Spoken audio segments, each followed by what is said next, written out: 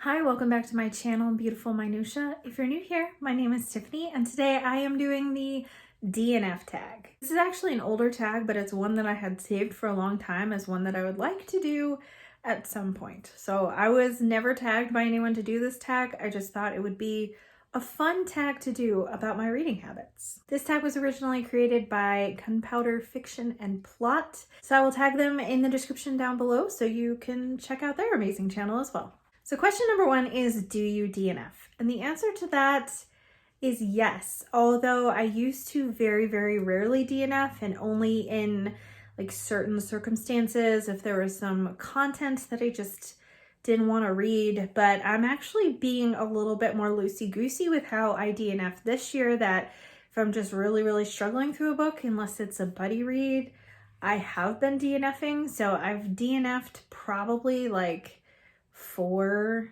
or maybe 5 books this year, which is a pretty high number for me at this time of the year. Question number 2 is, if you DNF a book, does it count towards books read for the month? And the answer is sort of. So I don't count it as saying, hey, I completed this many books this month, but I do include it in my statistics. So I'll say, hey, I read these books. One of them was a DNF, so I only completed X amount of books. But a lot of times when I DNF a book, I usually want to talk about it and why I DNF'd it. So I do still include them in my wrap-up videos, and I do still include them on Goodreads and Storygraph and all that kind of stuff. But I don't count them towards like my annual goals or anything like that. Question number 3 is there a difference between DNFing and just putting it down for a bit?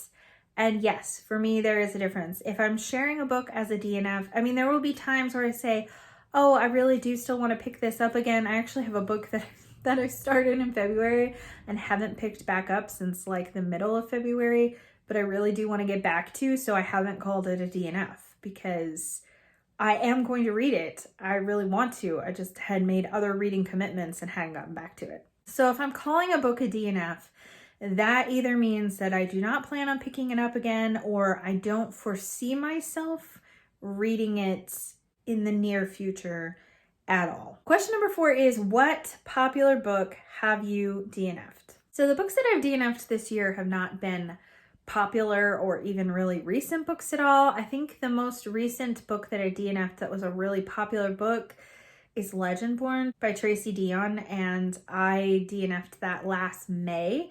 And there was a lot of reasons why I DNF'd it. I don't feel like it was like a super bad book. I just felt like it wasn't for me. It felt really muddled and convoluted, but also at the time I was packing up my house and ready to move and just had so much stuff going on in my brain. We moved June 1st last year, several hundred miles away. So it definitely was not the right time to read that book, but also there were things about it that bugged me that makes me think that I probably wouldn't enjoy it in general. So that's probably the most popular book that I have DNF'd because there's so much buzz around that book. So many people said it was one of their favorite books of the year, and I just like really couldn't get into it. Question number 5. What book do you wish you had DNF'd? I can think of a couple. The very first book that came to mind, what is the name of that book? Oh my word, I am blanking on the name of the book. It's by Susan Meisner. I listened to the audio of it last May when I was painting my house. I like come here to Kentucky to paint while we were still living in Illinois, and I was listening to audiobooks while I painted to kind of help pass the time. I think the word mercy was in the title because that was one of the main characters' names. I'll put the title up here on the screen. Anyways, I was kind of bored while I was listening to it. I didn't love the character development, but I had gone through my other audiobooks and this was the last one I had downloaded, and there was really no signal at this house, so I kind of felt stuck with it.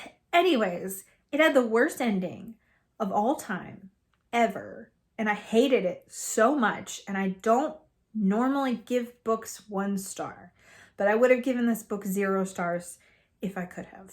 I really hated it that much, and to be honest, it's put me off from trying other Susan Meisner books, and people absolutely love her. This was one of her older books. I think it was from like 2008 or something. So I should give her another chance because she probably has grown as a writer, but dang, that book was terrible. Question number 6 is, do you ever attempt to reread a DNF? And has this ever been successful for you?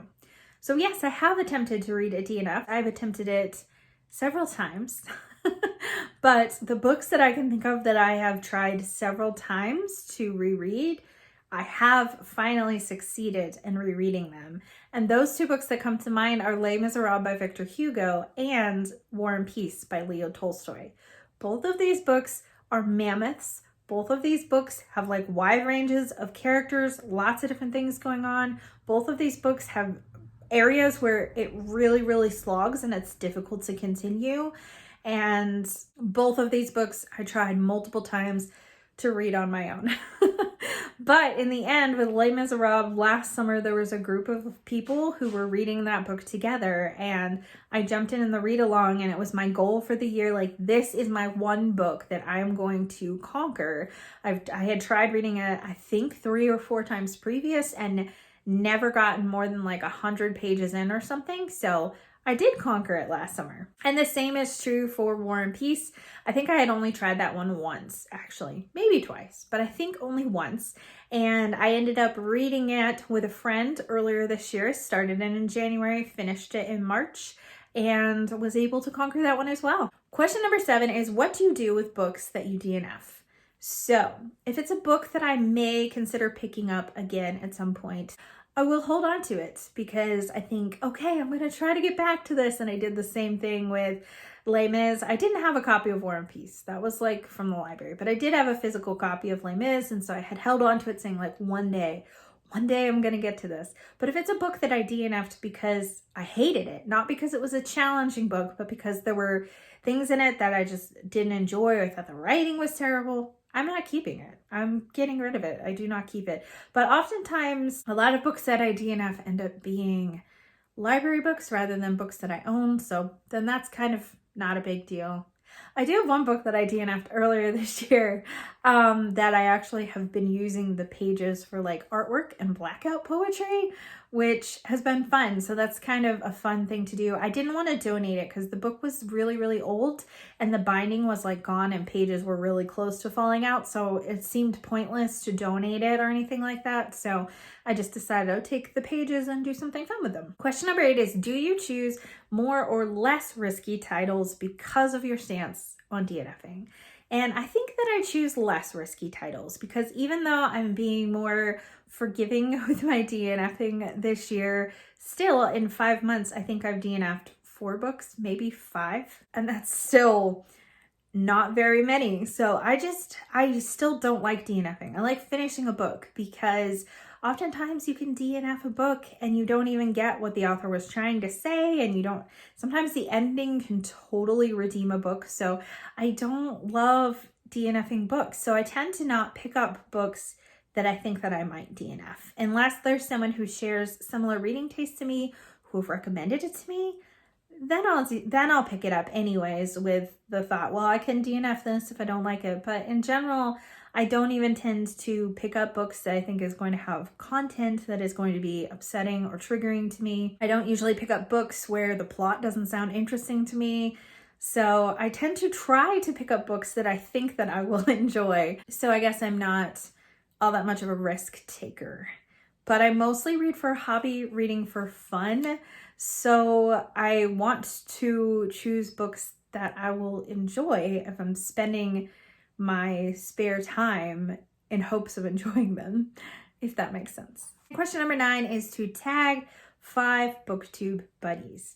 So this tag came out a while ago, so I haven't seen anybody do this recently. So I am going to tag some people, but I don't know whether or not they have done this in years prior. So we'll see, but I'll tag you. And if you have done it, just let me know so I can watch your video. But I'm going to tag Gloria Z. Thompson because I would love to hear her DNFing habits. I'm going to tag Holly from Lovely Day at Holly because I know that she actually DNFs books pretty easily. So I think it'd be really interesting to hear her thought processes on how and why she chooses to DNF books. I'm going to tag my friend Dia because she is a newer booktuber, and I just think it's always really fun when someone has a newer channel to kind of hear more about their reading habits. And I can't remember her ever talking about DNFing books that much. She reads a ton of books, so that would be interesting to hear. I'm also going to tag Sandy from Miss Reads a Lot. I don't know that she DNFs all that often either, but that would be interesting to hear. And lastly, I am going to tag Krista from Books and Jams as well to hear her DNFing habits. I'd also love to hear from you down in the comments below. Do you DNF books all that often? And if you do, is it just like because you don't feel like reading it anymore, or is there certain criteria that you have to DNF a book? Thank you so much for watching. If you like this video, please hit like and also subscribe so you can continue to see more bookish content from me, and I will see you again next time.